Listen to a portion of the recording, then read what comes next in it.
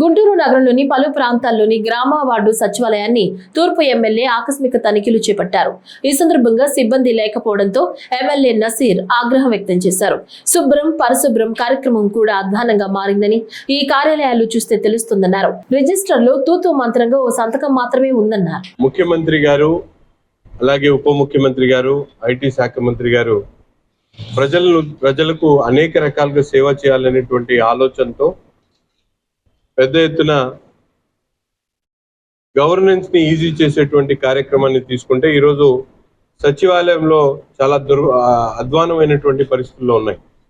ఎక్కడ చూసినా కూడా ఇన్ఛార్జీల పేరుతో, డిప్యుటేషన్ల పేరుతో, లేకపోతే ఫీల్డ్ విజిట్స్ పేరుతో ఎక్కడ కూడా సమయాన్ని బట్టి సమయపాలన లేకుండా అందుబాటులో లేనటువంటి పరిస్థితులు కనిపిస్తూ ఉన్నాయి. గత వారం నుంచి గుంటూరు తూర్పు నియోజకవర్గంలో ఆకస్మికంగా దాదాపు ఒక 8 సచివాలయాన్ని విజిట్ చేస్తే 8 చోట్ల కూడా అనుకున్నంత మేర రిజల్ట్ మాత్రం లేదు. ప్రజలు గగ్గోలు పెడతా ఉన్నారు. ఇబ్బందులు, అధికారులు మొత్తం నిద్రపోతున్నటువంటి పరిస్థితులు కనిపిస్తూ ఉన్నాయి.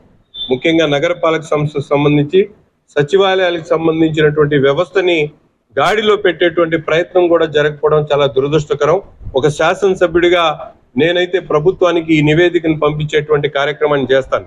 ఎందుకంటే సచివాలయాలకు సంబంధించి ప్రజలు ముఖ్యంగా వేల కోట్ల రూపాయల ట్యాక్సులు కట్టి జీతాల రూపేణా సచివాలయ సిబ్బంది కడతా ఉంటే నగరపాలక సంస్థ అధికారులు మొద్దు నిద్రపోయి సచివాలయ వ్యవస్థను గాడిలో పెట్టకపోవడంతో ఈరోజు పూర్తిగా ప్రజలకు అందాల్సినటువంటి సేవలు పూర్తిగా అందనటువంటి పరిస్థితులు ఉన్నాయి.